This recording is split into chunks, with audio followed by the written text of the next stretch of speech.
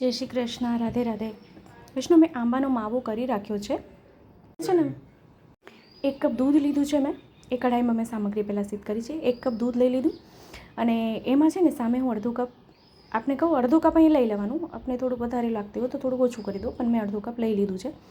હવે દૂધમાં આપણે જો સામગ્રી કરી રહ્યા છે તો આમાં ચાસણીની આપણને જરૂરત નથી પડતી.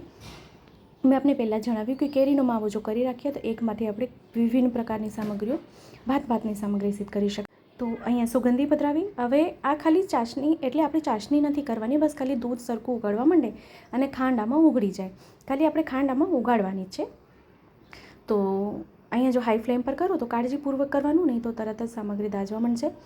આપણે જો એ નહીં જ, કારણ કે એક આપણે કેરીની સામગ્રી કરતા હોય તો એકને એક લોહીમાં તો 2-3 સામગ્રી થઈ જાય છે.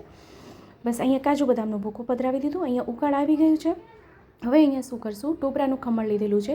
ટોપરાનું ખમણ અહીંયા છે ને અડધો કપ પધરાવી રહી છું. આપણે વધારે પધરાવવું તો ચાલે. કેરીનો માવો બી પધરાવી રાખ્યું છે. જો ઢીલું લાગે તો થોડુંક હજી ટોપરાનું ખમણ પધરાવી દેવાનું, પણ હજી આપણે એમાં કેરીનો માવો પધરાવવાનો છે સાથે, અને એને સરખું મિક્સ કરી લેવાનું છે. હવે કેરીનો માવો અહીંયા કેટલો પધરાવ્યો છે મેં, 1/4 કપ, બરાબર છે. 1/4 કપ માવો પધરાવશું એટલે સામગ્રી ઘટ થશે.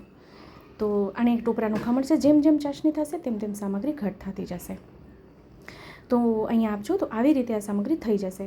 છતાં આપને એવું લાગતું હોય કે બાઇન્ડિંગ નથી આવી રહ્યું તો આપ એમાં થોડુંક હજી ટોપરાનું ખમણ પધરાવી શકો છો. તો ટોપરાની બરફી તો આપણે ઘણા બધા રીતે કરી છે. આજે આમરસ ટોપરાની બરફી કરી રહ્યા છે આપણે, તો ખૂબ સુંદર અને સરળ રીતે. તો વિડીયો જો ગમે તો લાઇક કરશો, આપણા ગ્રુપમાં શેર કરશો, જેથી વધુથી વધુ લોકો સુધી વિડીયો પહોંચે અને એને પણ વિડીયો ઉપયોગી થઈ શકે.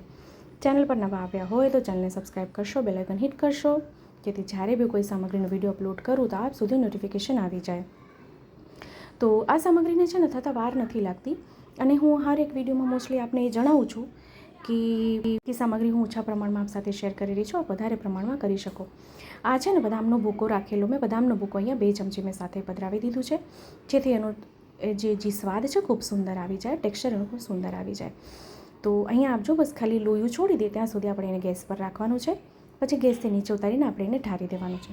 હવે પહેલાં જો ઘીનો ઉપયોગ નથી કર્યો, અહીંયા હવે 1 ચમચી ઘીનો આપણે ઉપયોગ કરશું. વધારે ઘી આમાં ના જોઈએ. તો ઇન્સ્ટન્ટ સામગ્રી છે કે આપ ઝડપથી, આપ પાસે જો કંઈ સમય ના હોય તો આવી રીતે આપ સામગ્રી કરો તો તરત જ આ સામગ્રી સિદ્ધ થઈ જશે. તો આજે આપણે કંઈક નૂતન સામગ્રી શ્રી પ્રભુની રૂચે તેમ સિદ્ધ કરીએ. તો આ વિડીયો આપને કેવો લાગ્યો છે કમેન્ટ કરીને જણાવશો, અને હા, આપણા ગ્રુપમાં શેર ચોક્કસથી કરશો, જેથી વધુથી વધુ લોકો સુધી વિડીયો પહોંચે અને એને પણ વિડીયો ઉપયોગી થઈ શકે. તો આપણે અહીંયા હવે ગેસની આંચને બંધ કરશું અને સામગ્રીને કઢાઈમાં જ રહેવા દેશું. તો અહીંયા ચોકીમાં ઘી લગાડી રાખ્યું છે. સામગ્રી ઠંડી થાય પછી એકદમ ગોળો થઈ જશે, પછી આપણે એને ચોકીમાં ઢારી દઈશું. તો આપને પહેલાં એવું લાગશે કે બહુ ઢીલી છે, પણ ના, જેમ ઠંડી થઈ જશે સામગ્રી ખૂબ સુંદર થશે અને રસદાર સામગ્રી થશે. તો આપણે ટોપરાની જે સામગ્રી કરી છે, રસદાર સામગ્રી સુંદર લાગે. આપ અહીંયા ગોળા એટલે લાડુ વાળી શકો છો. અહીંયા મેં ટૂંક કર્યા છે, આપ ગોળ વાળી શકો છો. તો આવી રીતે તાવેથાથી એને સરખું એકદમ ઇવનલી સ્પ્રેડ કરી દઈશું. તો આમાં જો આપને કાંઈ ના સમજાણું હોય તો ફરીથી કમેન્ટ કરશો, ચોક્કસથી રિપ્લાય કરીશ. આપ પાસે ચોકી ના હોય તો કોઈ બી એક પ્લેટ હોય, આપ એમાં બી ઢારી શકો છો, થાળીમાં બી ઢારી શકો છો. તો વિડીયોને છે ને મેં અહીંયા કટ નથી કર્યો, જેથી પ્રોપર હું આપને સમજાવી શકું કે આપને કંઈ મૂંઝવણ ના આવે, કોઈ પ્રોબ્લેમ આપને ના આવે જ્યારે આપ સામગ્રી સિદ્ધ કરતા હોય. તો ઘણા વૈષ્ણવ એવું કહે છે કે મૈસૂબ એનાથી સુંદર નથી થતું, એ ફૂલે છે તો ખરી પણ બેસી જાય છે. તો ફરીથી આપ સાથે એનો વિડીયો ચોક્કસથી શેર કરીશ. તો અહીંયા આપજો, સરળતાથી એના ટૂંક બી થઈ જાય છે, ટૂંક એના નીકળી જાય છે. આપજો એનો રંગ, એનું ટેક્સચર કેટલું સુંદર થઈ રહ્યું છે. તો આ બી આ સામગ્રી સિદ્ધ કરો, શ્રી પ્રભુને ધરાવો અને કમેન્ટ કરવાનું ના ભૂલશો. કમેન્ટ કરીને જણાવો કે વિડીયો આપને કેવો લાગ્યો છે. હવે સામગ્રીને આપણે એક પાત્રમાં સાજી લઈએ.